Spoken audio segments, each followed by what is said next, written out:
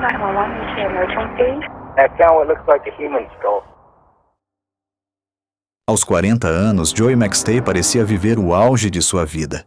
Os negócios iam bem, ele era casado com Summer e juntos formavam uma bela família com 2 filhos adoráveis. Aproveitando a boa fase financeira, o casal decidiu dar um passo importante. Compraram uma casa em uma área nobre de Fallbrook, na Califórnia. Mas tudo isso mudou em fevereiro de 2010, quando Patrick McStay, pai de Joey, que morava em Houston, no Texas, começou a ficar preocupado. Ele tentava falar com o filho, mas Joey simplesmente não atendia. Patrick sabia que havia algo errado. Joey era empresário e o celular era sua principal ferramenta de trabalho, por onde atendia clientes todos os dias. Preocupado, Patrick então ligou para seu outro filho, Michael McStay, que confirmou. Também fazia dias que não tinha notícias de Joey. Em seguida, Michael entrou em contato com Dan Cavanaugh, um funcionário da empresa do irmão. Mas Dan revelou que também não falava com Joey há pelo menos 5 dias. No dia 13 de fevereiro, Michael McStay decidiu ligar para Chase Merritt, sócio de Joey, e juntos foram até a casa da família. Ao chegarem, a caminhonete de trabalho de Joey estava estacionada na garagem, mas o carro de passeio da família não estava na residência. Diante de tudo aquilo, Michael e Chase decidiram acionar a polícia e aguardaram do lado de fora da casa. Os policiais fizeram uma busca completa na residência, mas nada parecia fora do lugar. Não havia sinais de arrombamento e nenhuma gota de sangue foi encontrada. A única pista surgiu graças a uma câmera de segurança de um vizinho. Nas imagens era possível ver o carro da família deixando a casa no dia 4 de fevereiro. Isso indicava que já fazia mais de uma semana que a família McStay não voltava para casa. Os investigadores emitiram um alerta para o veículo da família, e não demorou muito para que ele fosse encontrado. O carro estava em um estacionamento nas proximidades da fronteira com o México.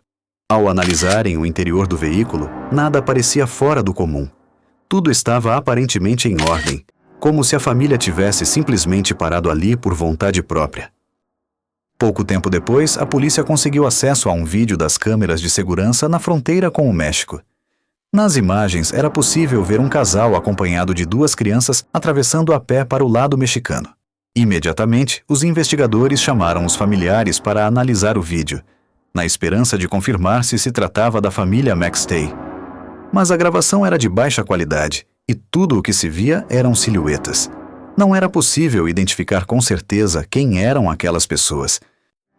Com um mandado de busca em mãos, a polícia voltou à residência dos McStay em busca de qualquer pista que pudesse esclarecer o que havia acontecido. Dessa vez, os investigadores decidiram analisar o computador da família. Os registros mostravam que Summer havia pesquisado sobre os documentos necessários para atravessar a fronteira com crianças. Além disso, descobriram que ela estava fazendo aulas de espanhol. Essas descobertas pareciam reforçar a teoria de que a família teria ido voluntariamente para o México. Com base nas evidências até então, a polícia fez um pronunciamento oficial. Eles acreditavam que a família McStay havia deixado os Estados Unidos voluntariamente e atravessado para o México por conta própria. As buscas foram interrompidas e o caso por um tempo foi tratado como uma possível fuga planejada. Mas para os familiares essa teoria nunca fez sentido. Joey jamais abandonaria sua empresa milionária sem explicação, e a ideia de que ele e Summer teriam deixado os próprios cachorros para trás simplesmente não se encaixava. Sem o apoio da polícia, a família decidiu tomar as rédeas da situação. Michael, irmão de Joey, iniciou sua própria investigação e criou um site chamado Ajude a Encontrar a Família McStay, na esperança de reunir pistas, depoimentos ou qualquer informação que pudesse levar ao paradeiro de Joey, Summer e os meninos.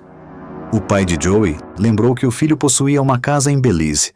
Ele chegou a imaginar que, diante de algum problema, Joey pudesse ter fugido para lá com a família. Mas ao entrar em contato com as autoridades locais, a resposta foi decepcionante. Não havia qualquer sinal dos McStay em Belize. O pai e o irmão de Joey estavam revoltados com a postura da polícia.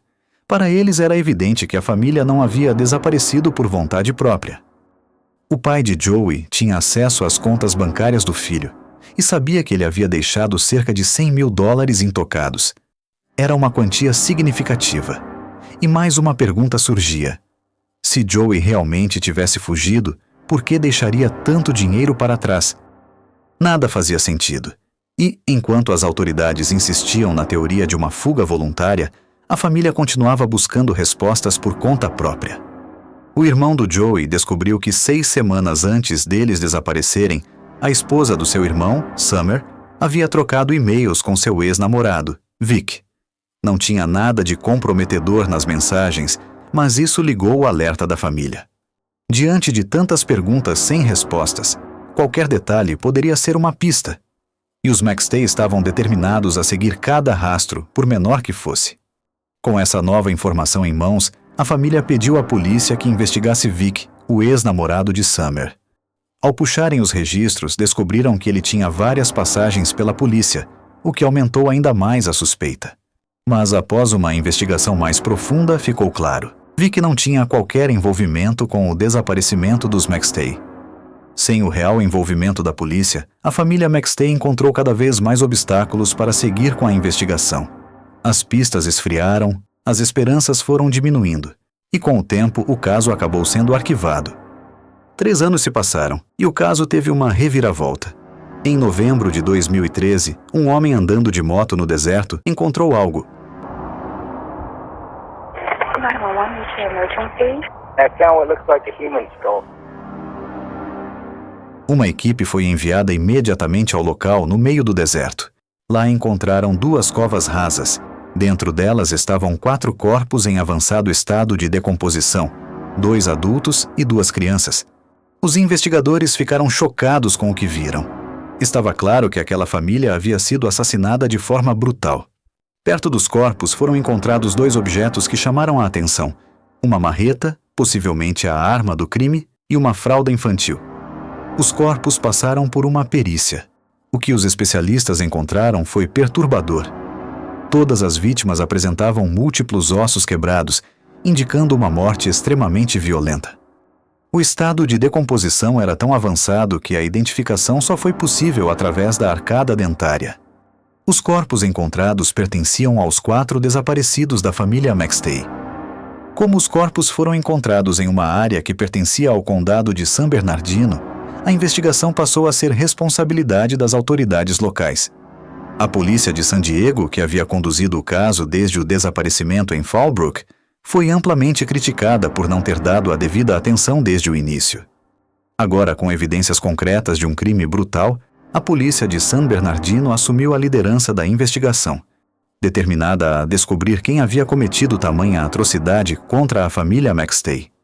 O Departamento de Polícia de San Bernardino decidiu começar do zero. Sabiam que, para entender o que realmente havia acontecido, precisavam reconstituir todos os passos da família. Um dos primeiros objetivos era retornar à casa onde a família morava. Mas já haviam se passado mais de 3 anos, e a residência agora pertencia a outra família. Muitas possíveis evidências já haviam sido apagadas pelo tempo, e com isso, a nova equipe enfrentava o desafio de investigar um crime brutal com pistas frias e anos de descaso acumulado. Mas mesmo com tantas dificuldades, os investigadores de San Bernardino tiveram um golpe de sorte.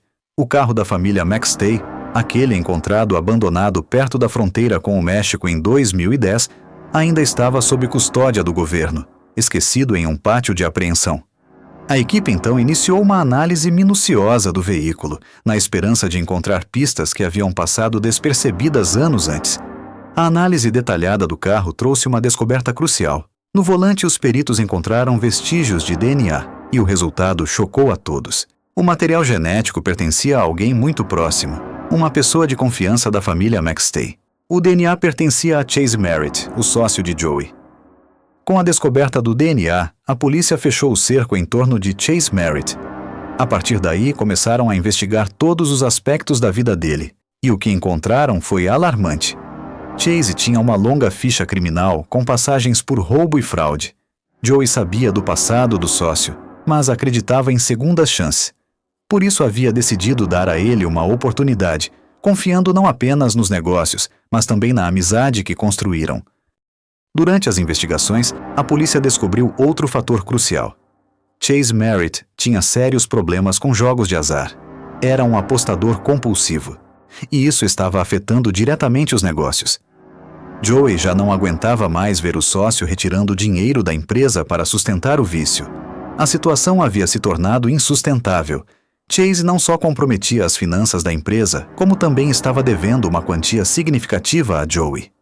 A relação entre eles havia se deteriorado, e tudo indicava que Joey estava prestes a cortar os laços com Chase, definitivamente. E então, uma última descoberta ajudou a montar o quebra-cabeça.